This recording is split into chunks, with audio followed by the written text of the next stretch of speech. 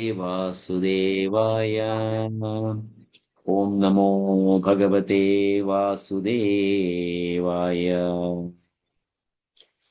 निगमकल्पतरोर्गलितं फलं शुकमुखादमृताद्रव्यसंयुतं पिबत भागवतं रसमालयं मुहुरहो रसिका भुवि भावुकाः। नारायणं नमस्कृत्य नरं चैव नरोत्तमं देवीं सरस्वतीं व्यासं ततो जयमुदीरयेत्। नष्टप्रायेषु भद्रेषु नित्यं भागवतसेवया भगवतीरुत्तमश्लोके भक्तिर्भवति नैष्ठुकीम्। ॐ अज्ञानतिमिरान्धस्य ज्ञानाञ्जनशलाकया चक्षुरुन्मिलितं येन तस्मै श्रीगुरवे नमः। नमो ॐ विष्णुपादाय कृष्णपृष्ठाय भूतले श्रीमते भक्तिवेदान्तस्वामिन्निति नामिने। नमस्ते सरस्वती देवे गौरवाणी प्रचारिणे निर्विशेषशून्यवादि पाश्चात्यदेशतारिणे। जय श्री कृष्ण चैतन्य प्रभु नित्यानंद श्री अद्वैत गदाधर श्रीवासादि गौर भक्तवृंद।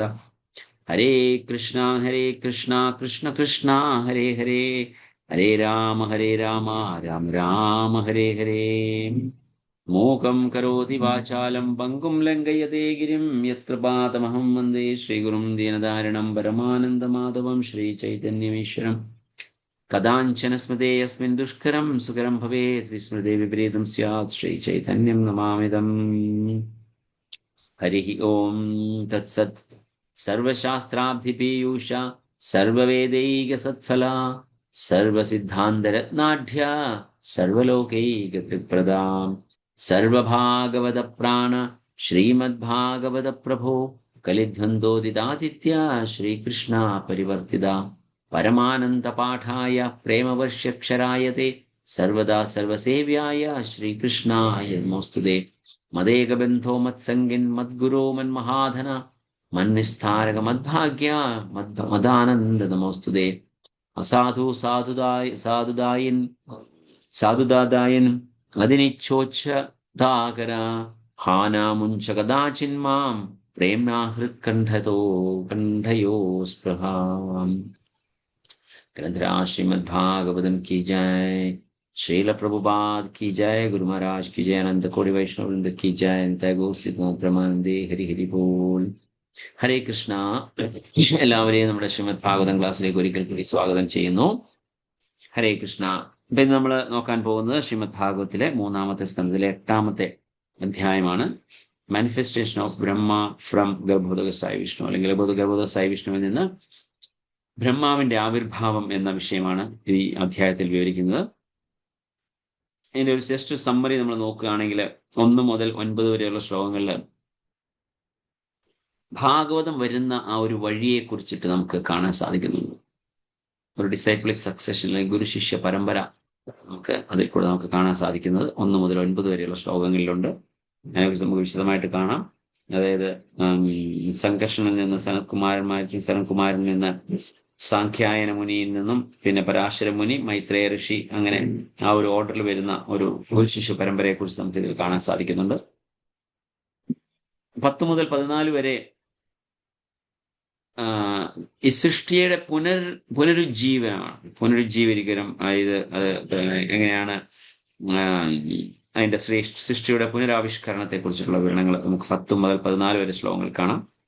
15 മുതൽ 23 വരെയുള്ള ശ്ലോകങ്ങളിൽ ബ്രഹ്മാവിന്റെ ആവിർഭാവവും പിന്നെ അദ്ദേഹം എന്താണ്, പരമസത്യം എന്താണ് എന്നുള്ള അദ്ദേഹത്തിന്റെ അന്വേഷണവുമാണ് നമുക്ക് 15 മുതൽ 23 വരെയുള്ള ശ്ലോകങ്ങളിൽ കാണുന്നത്. 24 മുതൽ 33 വരെയുള്ള ശ്ലോകങ്ങളിൽ ഗർഭോദക സായി വിഷ്ണുവിനെ ദർശനമാണ്. സോ ഗർഭോദക സായി വിഷ്ണുവിനെ പ്രകടമാകുന്നതായിട്ട് നമുക്ക് കാണാൻ സാധിക്കുന്നു. നമുക്ക് നോക്കാം എന്താണ്. 1-ാമത്തെ ശ്ലോകത്തേക്ക് നമുക്ക് കടക്കാം. അധ്യായം 8, ഗർഭോദക സായി വിഷ്ണുവിൽ നിന്ന് ബ്രഹ്മാവിന്റെ ആവിഷ്കാരം.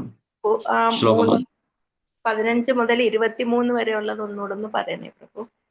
അതായത് ബ്രഹ്മാവിന്റെ ആവിർഭാവവും അദ്ദേഹം പരമസത്യത്തെ കുറിച്ചുള്ള അന്വേഷണവുമാണ്. അതായത് ബ്രഹ്മാവിന്റെ അന്വേഷണം, ബ്രഹ്മാവ് എന്താണ് സത്യം, പരമമായിട്ടുള്ള സത്യം എന്താണ് എന്ന് അദ്ദേഹത്തിന്റെ അന്വേഷണം. ഹരേ കൃഷ്ണ. സോ ശ്ലോകം 1.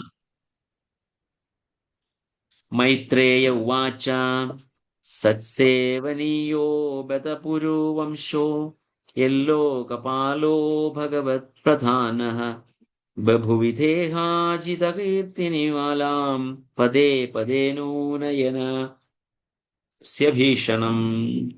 വിവർത്തനം ഭാവാർത്ഥം ശിലപ്രഭുപാദ് കി ജയ. മഹാനായ മൈത്രേയ മുനി വിതുരനോട് പറഞ്ഞു, പുരു രാജകുലത്തിന്റെ മുഴുവൻ പിൻഗാമികളും പരമദിവ്യോത്തമ പുരുഷന്റെ പരമഭക്തരാകയാൽ ആ രാജകുലത്തിന് പരിശുദ്ധരായ ഭക്തന്മാരെ സേവിക്കുവാൻ അർഹതയുണ്ട്. ആ കുടുംബത്തിൽ ജനിച്ച താങ്കളുടെ സംരംഭം ഭഗവാന്റെ അതീന്ദ്രിയ ലീലകൾക്ക് അനുനിമിഷം പുതുമ പകരുന്നതാകയാൽ അങ്ങേയറ്റം അത്ഭുതകരങ്ങളാകുന്നു. ഹരേ കൃഷ്ണ. ഭാവാർത്ഥം ആരെങ്കിലും വായിക്കാൻ തയ്യാറായിട്ടുണ്ടോ? ആരാണ് വായിക്കേണ്ടത്? അജിമാതാജിയാണ് പ്രഭുജി. ഹരേ കൃഷ്ണ. ആരാണ്? അജിമാതാജി. അജിമാതാജി. ഹരേ കൃഷ്ണ. അജിമാതാജി ഉണ്ടോ? ഇല്ല. അജിമാതാജി ഇല്ല.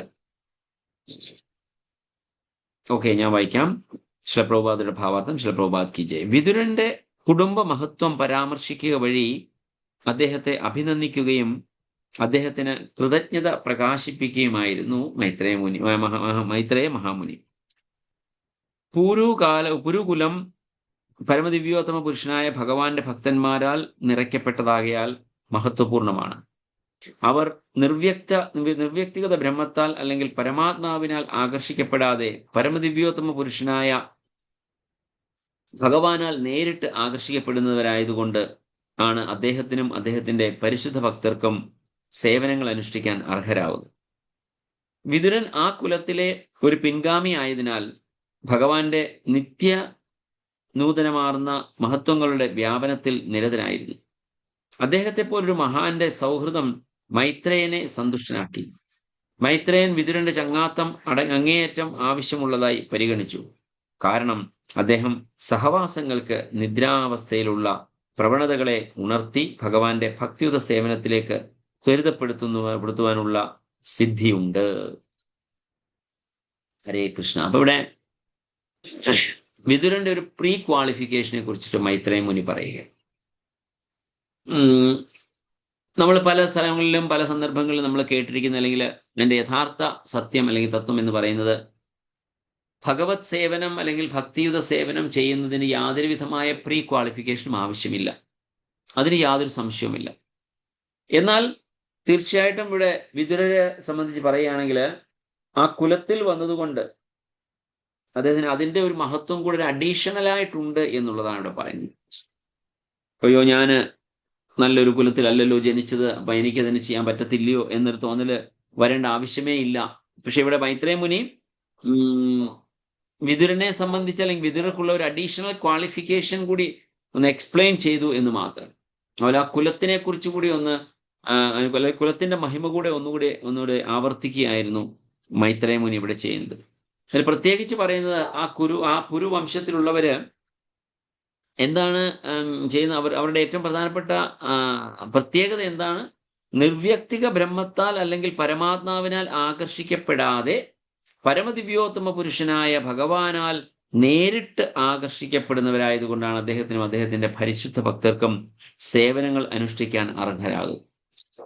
ഇപ്പൊ അവര് നിർവ്യക്തിഗതവാദിയിലോ അല്ലെങ്കിൽ പരമാത്മാവാദത്തിലോ നിൽക്കാതെ അവര് ഭഗവാന്റെ പരിശുദ്ധ സേവനത്തിൽ തന്നെ പരമദിവ്യോത്തമ പുരുഷനായിട്ട് തന്നെ ഭഗവാനെ കണ്ടുകൊണ്ട് അതിലേക്ക് അവര് സേവനം ചെയ്യാൻ ഉള്ള അർഹത നേടുകയാണ് ചെയ്തത്. ആ കുലത്തിൽ ആയതുകൊണ്ട് വിതുരനും തീർച്ചയായിട്ടും ആ ഒരു അർഹതയുണ്ട് എന്നിവിടെ മൈത്രേയ മുനി ഓർക്കുകയാണ് ചെയ്യുന്നത്.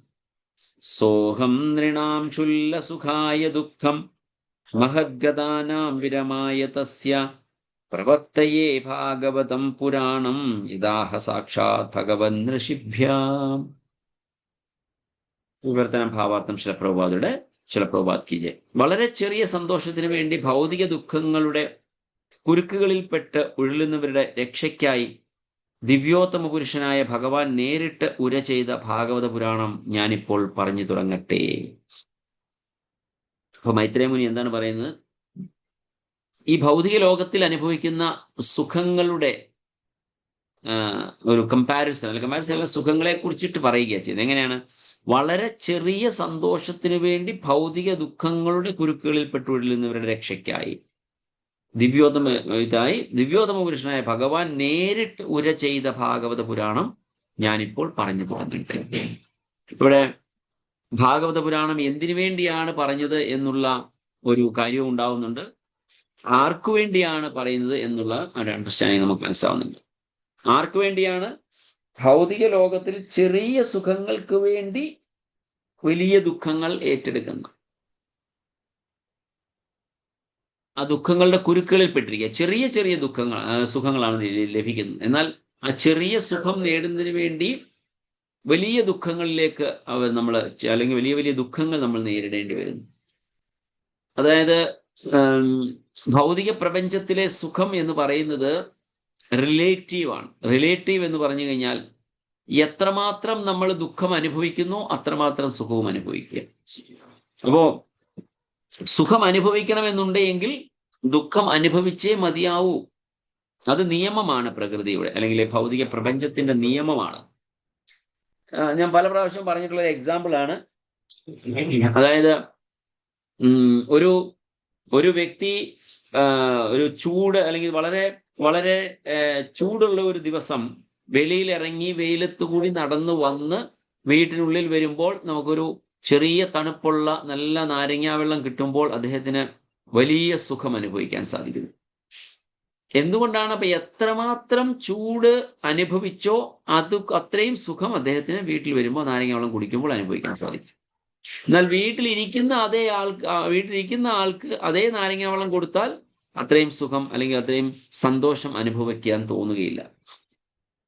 അപ്പൊ നമ്മുടെ ഈ ഭൗതിക പ്രപഞ്ചത്തിലെ ആനന്ദം എന്ന് പറയുന്നത്, അല്ലെങ്കിൽ സന്തോഷം, ആനന്ദം എന്ന് പറയാൻ പറ്റില്ല, സന്തോഷം എന്ന് പറയുന്നത് റിലേറ്റീവ് ആണ്. എത്രമാത്രം ദുഃഖം അനുഭവിക്കുന്നു അത്രയും സുഖം അനുഭവിക്കാൻ സാധിക്കും. വീട് വിട്ട് വീടിന് വെളിയിൽ പോയി അല്ലെങ്കിൽ ഗൾഫ് നാടുകളിലോ മറ്റ് രാജ്യങ്ങളിലോ ഒക്കെ പോയി കൊടും തണുപ്പോ കൊടും ചൂടോ, വെസ്റ്റേൺ രാജ്യങ്ങളിലേക്ക് പോവുകയാണെങ്കിൽ കൊടും തണുപ്പ് അനുഭവപ്പെടുന്നത്, ഗൾഫ് രാജ്യങ്ങളിൽ പോവുകയാണെങ്കിൽ കൊടും ചൂട് അനുഭവപ്പെടുന്നു. അങ്ങനെ പല ദേശങ്ങളിൽ പോയി നമ്മൾ പൈസ സമ്പാദിച്ചു കൊണ്ട് വന്ന് ഒരു 90% ആൾക്കാരെ സംബന്ധിച്ച് പറയുകയാണെങ്കിൽ ഇവരെല്ലാവരും തിരിച്ചു വരുമ്പോഴേക്ക് രോഗബാധിതരായിട്ടാണ് തിരിച്ചു വരുന്നത്. 95% ആൾക്കാർക്കും പിന്നീട് ആ ശരീരം കൊണ്ട് ഒന്നും ഉപയോഗം ചെയ്യാൻ പറ്റാത്ത രീതിയിലുള്ള കാര്യങ്ങളുമായിട്ടാണ് വരുന്നത്. അറ്റ്ലീസ്റ്റ് അവർക്ക് ഒരു ഷുഗർ പേഷ്യൻ്റെങ്കിലും ആയിരിക്കും. അങ്ങനെ പല വിധത്തിലുള്ള അസുഖങ്ങൾ, പല ആൾക്കാർക്ക് അവിടെ വെച്ചേ അസുഖങ്ങൾ ബാധിച്ച് അവിടെ വെച്ച് തന്നെ മരണപ്പെടുന്നു.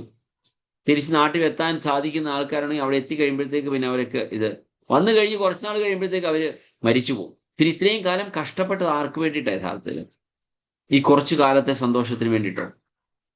പ്രത്യേകിച്ച് കേരളത്തിലുള്ളവരൊക്കെ സംബന്ധിച്ച് പറയുകയാണെങ്കിൽ നമ്മളെല്ലാവരും നാളേക്ക് വേണ്ടി ജീവിക്കുന്നവരാണ്. നമ്മൾ ഇന്നത്തേക്ക് വേണ്ടി ജീവിക്കുന്ന ആരും കേരളത്തിലില്ല.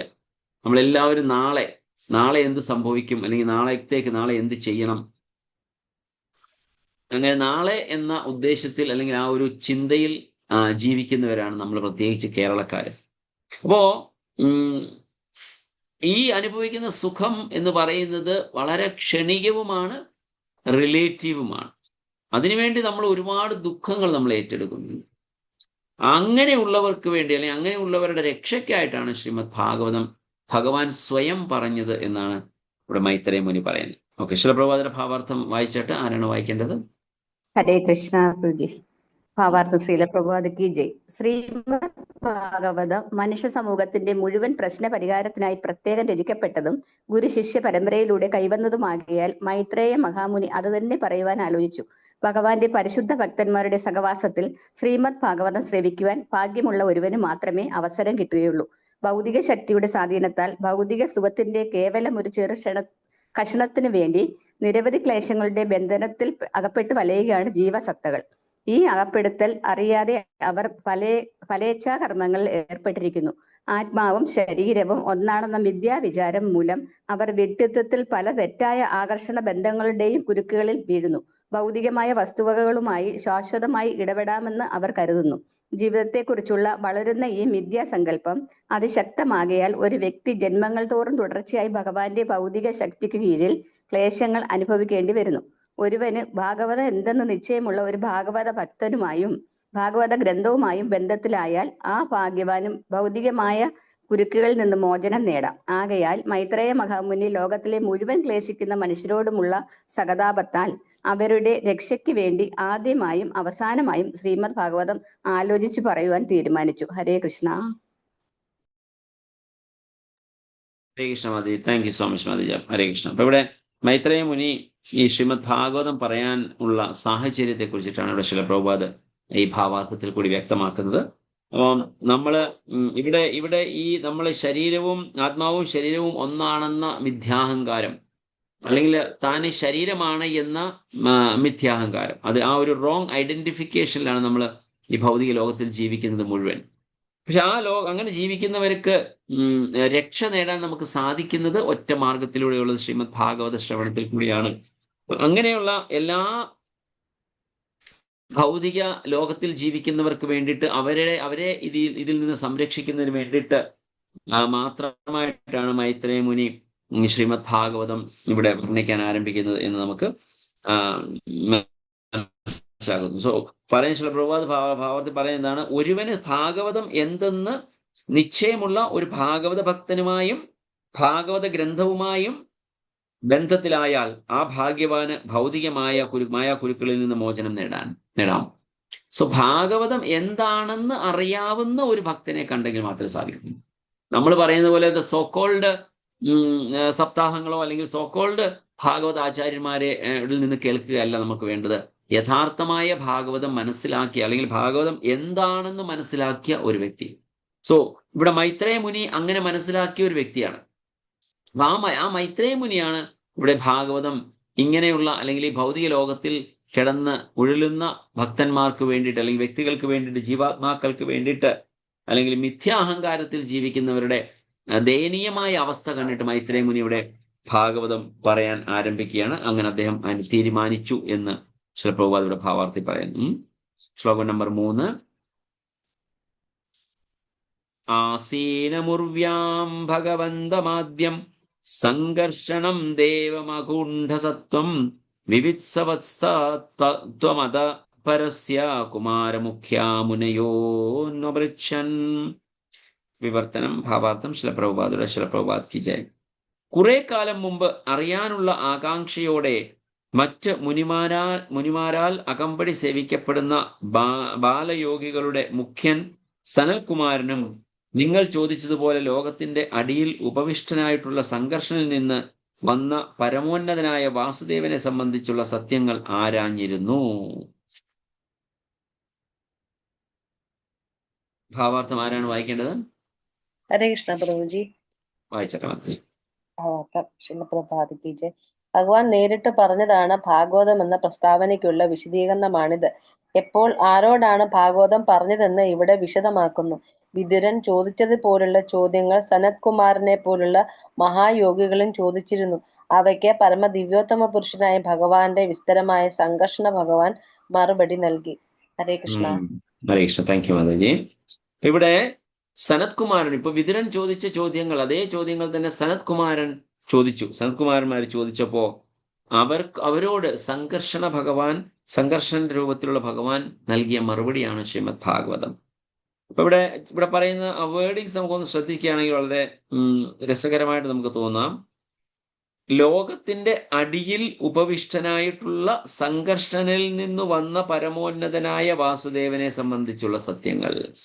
അപ്പോ സംഘർഷനിൽ നിന്നാണ് വാസുദേവൻ വന്നത്. അതായത് നമുക്കറിയാം ഭഗവാന്റെ അവതാരമായിട്ട് വരികയാണ് കൃഷ്ണൻ ചെയ്തത്, അല്ലെ? വാസുദേവൻ എന്ന് പറയുമ്പോൾ കൃഷ്ണനെയാണ് ഉദ്ദേശിക്കുന്നത്. ആ കൃഷ്ണനെ സംബന്ധിച്ചുള്ള സത്യങ്ങൾ ആരാഞ്ഞിരുന്നു. അപ്പൊ എന്തൊക്കെയാണ് അത്? ആ വ്യക്തി യഥാർത്ഥത്തിൽ ആരാണ്? സംഘർഷനിൽ നിന്നാണ് വന്നത്. സംഘർഷനിൽ നിന്ന് നമുക്കറിയാം ഭഗവാന്റെ മഹാവിഷ്ണുവിന്റെ അവതാരമായിട്ട് ഭഗവാൻ ഇവിടെ അപ്പിയർ ചെയ്യുകയാണ് ചെയ്തത്. സോ അങ്ങനെ വന്ന ആ വാസുദേവനെ കുറിച്ചുള്ള സത്യങ്ങൾ അറിയാനായിട്ട് ആരായുകയാണ് ഇവിടെ അദ്ദേഹം ചെയ്തത്. അപ്പോ അങ്ങനെ സംഘർഷനിൽ നിന്ന് വന്നു എന്ന് പറയുന്നത് സത്യമാണ് എങ്കിൽ പിന്നെ വാസുദേവനെ കുറിച്ച് മറ്റു കാര്യങ്ങൾ അറിയേണ്ട ആവശ്യമില്ല. പക്ഷെ ആ വ്യക്തിയെക്കുറിച്ചുള്ള സത്യങ്ങൾ അറിയുകയാണ് അറിയുക എന്ന ഉദ്ദേശത്തിലാണ് സനത് കുമാർ മഹാരാജ് ചോദ്യം ചോദിച്ചത് എന്ന് നമുക്കിവിടെ മനസ്സിലാകുന്നു. സോ ഇവിടെ ഭാഗവതം പറഞ്ഞത് സംഘർഷനാണ്, ഭഗവാനിൽ നിന്നാണ് നേരിട്ട് കേൾക്കുന്നത്. അടുത്ത ശ്ലോകത്തിലേക്ക് കടക്കാം. സ്വമേവധിഷ്ണ്യം ബഹുമാനയന്തം യം വാസുദേവാഭിതമാമദനന്തി പ്രത്യഗ്ധൃതാക്ഷാം അംബുജ കോശമീശത് ഉന്മീലയന്തം വിബുധോയധയായ. വിവർത്തനം ശിലപ്രഭാത്. ആ സമയത്ത് സംഘർഷണ ഭഗവാൻ ജ്ഞാനികൾ വാസുദേവനായി കണക്കാക്കുന്ന പരമോന്നതനായ ഭഗവാനുമേൽ ധ്യാനത്തിലായിരുന്നു. എങ്കിലും മുനിമാരുടെ സഹായാർത്ഥം അദ്ദേഹം തന്റെ കമല നയനം ചെറുതായി തുറന്ന് പറഞ്ഞു തുടങ്ങി. അപ്പോ ജ്ഞാനികൾ ഭഗവാനെ അവിടെ വാസുദേവനായി കണക്കാക്കുന്ന പരമോന്നതനായ ഭഗവാനുമേൽ ധ്യാനത്തിലായിരുന്നു. സോ അങ്ങനെ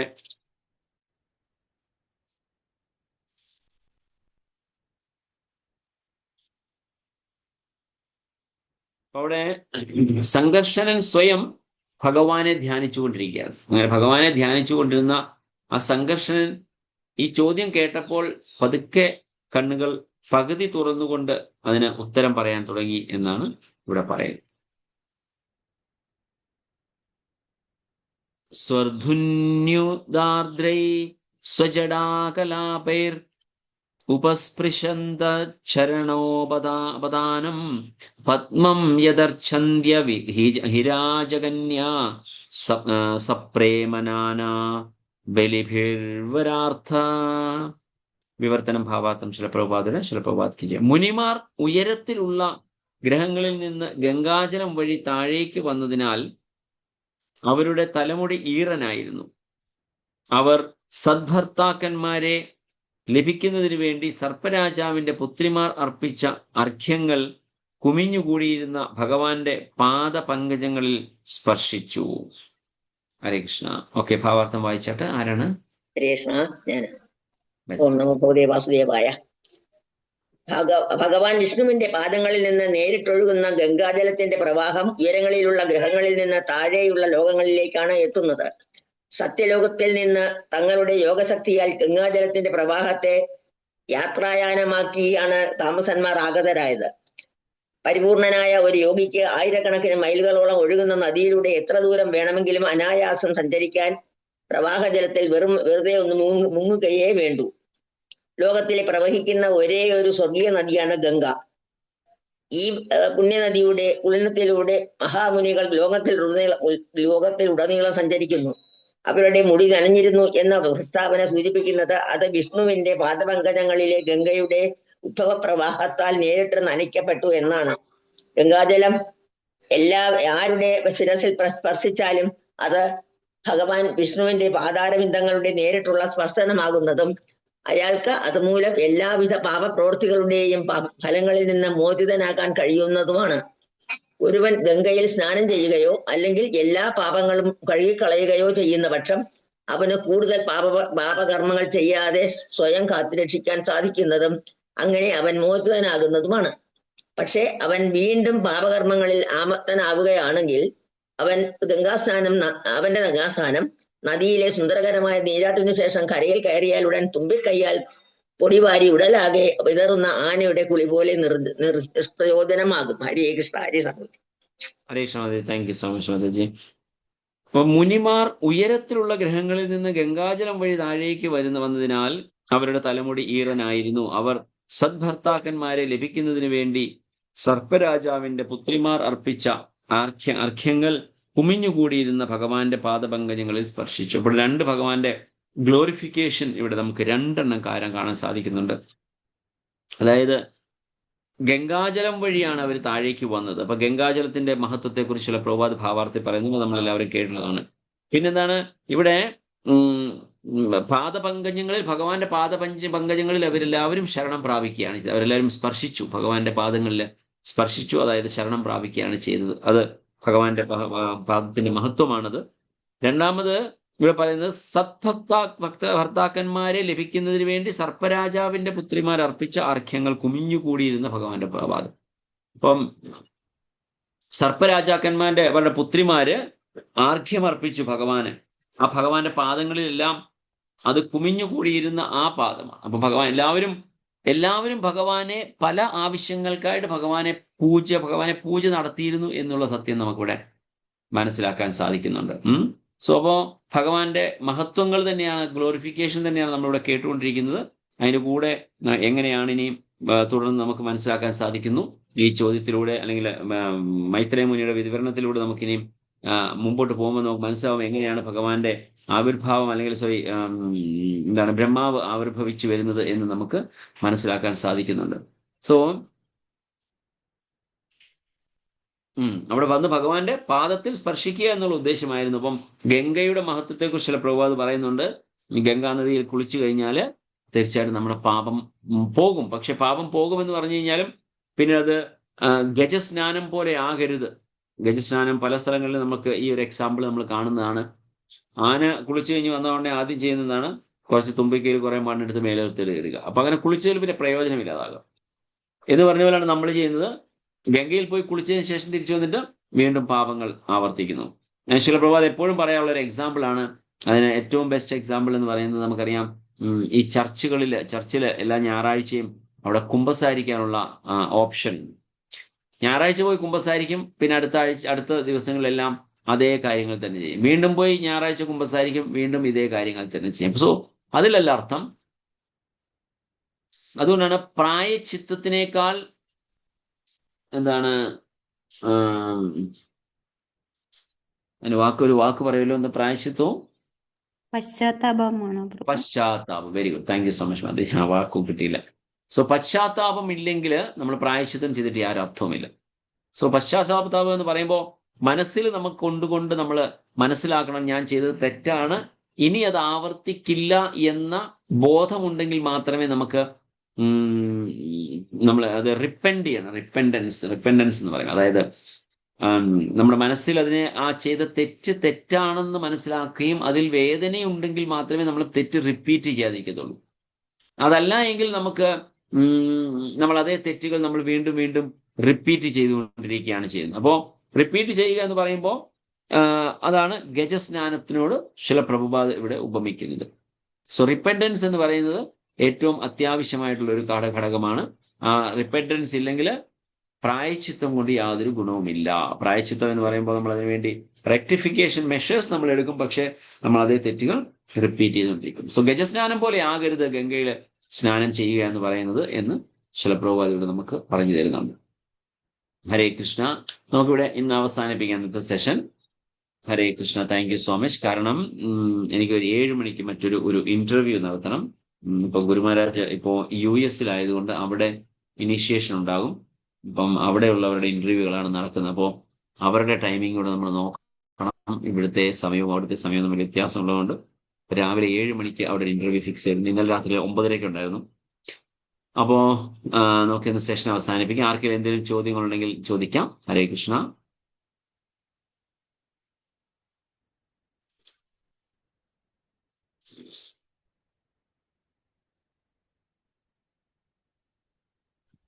പ്രഭു, വൈകിട്ടത്തെ ഫുഡ് നമ്മൾ കൊണ്ടുവരണോ?